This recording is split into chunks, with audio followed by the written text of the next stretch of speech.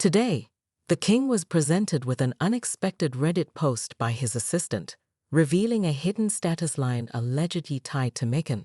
The status line read, "In order to maintain their place in the line of succession, the Sussex children must provide valid documentation confirming my attendance at John Hopkins Medical School and receiving an epidural prior to delivery.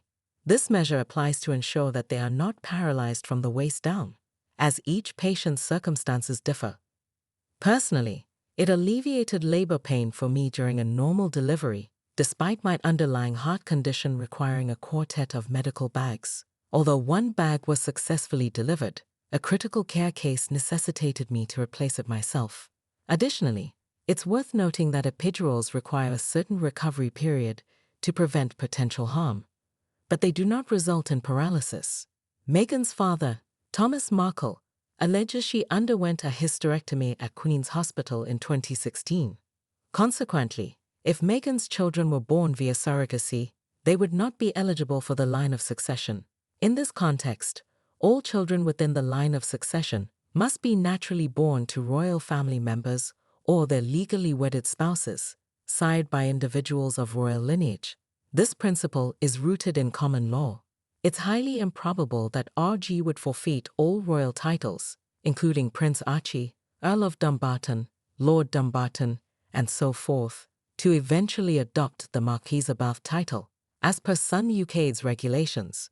To maintain their place in the line of succession, it is imperative that Meghan carries her own child.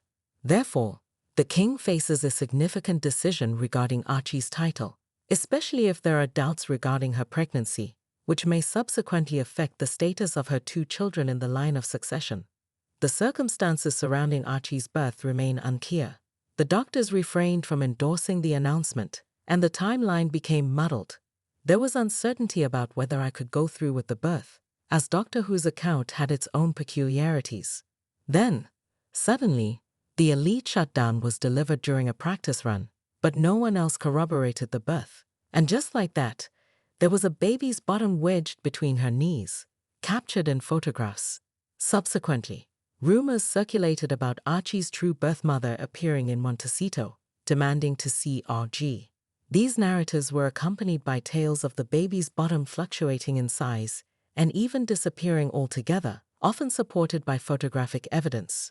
Furthermore, there was a video showing her in the late stages of pregnancy, squatting with her knees close together, an act I know is challenging from witnessing my wife and mother navigating pregnancy with both the support of combined assistance and medical expertise. Experts found it implausible for any woman in high heels or flats to accomplish such a feat. In 2016, the private council made a contentious decision involving a Scottish bakery submerged at sea, where DNA evidence played a crucial role in denying the adult son of the 10th Baronet the right to succeed. It was demonstrated that his father, a distinguished Royal Marine General in his own right, was not the legitimate heir to the 8th of Barnet. This decision upended long-standing expectations and resulted in the disappearance of his family. Today, the Duke of South, Prince Harry, shared his son Prince Archie's aspirations for the future. In King Charles' younger son Harry's new documentary, Heart of Invictus, which premiered on Netflix, Prince Harry revealed that Archie dreams of becoming an astronaut or a pilot when he grows up. However, Prince Harry emphasized the importance of character development, stating that regardless of one's career aspirations, it is one's character that matters most. He added that nothing would make him and Meghan prouder than seeing their son develop into a person of strong character, embodying the values they hold dear. Anything said to the press, whether it concerns the king's desire to extend an olive branch or Markle's wish for a relationship with Charles, is pure nonsense. Charles is fully aware that news will soon surface about the use of surrogates. This remains a topic causing significant trouble for the royals, and it must be addressed in a manner that deceives the public into believing they were never part of this deception. It's understandable that there is a great deal of animosity within the family toward Markle for continually thrusting them into this enormous mess, one that shakes the monarchy on a daily basis. Everyone in the palace has their own ideas about how to handle it, with Sir Nicholas Holmes leading the courtiers. While Nicholas may not hold an official role in the royal household, he is one of Charles's closest and longest-standing friends, and is undoubtedly part of the inner circle. Interestingly, Nicholas is the grandson of Winston Churchill, who had close ties to the royals during his time as Prime Minister. Regarding the truth about the invisible children, surrogates, bullying reports, and any other information that needs to be disclosed, we are all fed up with the moral posturing. Markle's conspicuous bump was used for attention, but if it were a genuine pregnancy, she would have real stories to share, such as her experiences, putting on shoes, and conversations with Harry about the baby. Even the birth story seems to be a fabrication, lacking authenticity. Leaving the hospital with a newborn just 2 hours after an epidural is highly unusual, perhaps plausible, if the person giving birth wasn't you. While there will inevitably be initial outrage from some quarters, a growing number of people suspect the truth, that the family was initially deceived. By the time they stumbled upon the reality, they found themselves in a difficult situation.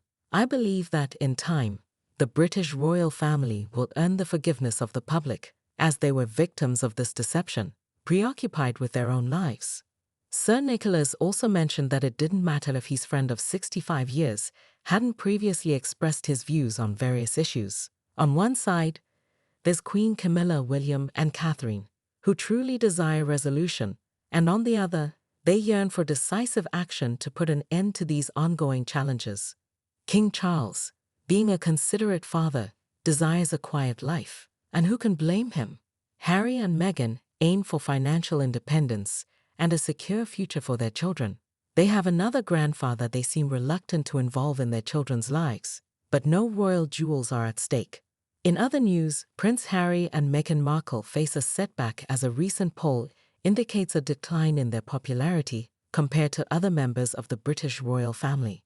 According to the survey, only 14% of UK respondents consider Prince Harry and Meghan Markle to be good role models, in contrast to 71% who view Prince William and Kate Middleton as such, marking a 7% increase since 2020. Additionally, 64% of those surveyed would remove Harry from the line of succession if given the chance, placing him 15th behind Prince Andrew in terms of popularity. When asked who has inflicted more harm on the royal family, 46% named Andrew, while 43% chose Prince Harry, according to the online poll by The Mail. In the matter of carrying on Princess Diana's legacy, 50% favored Prince William over Harry,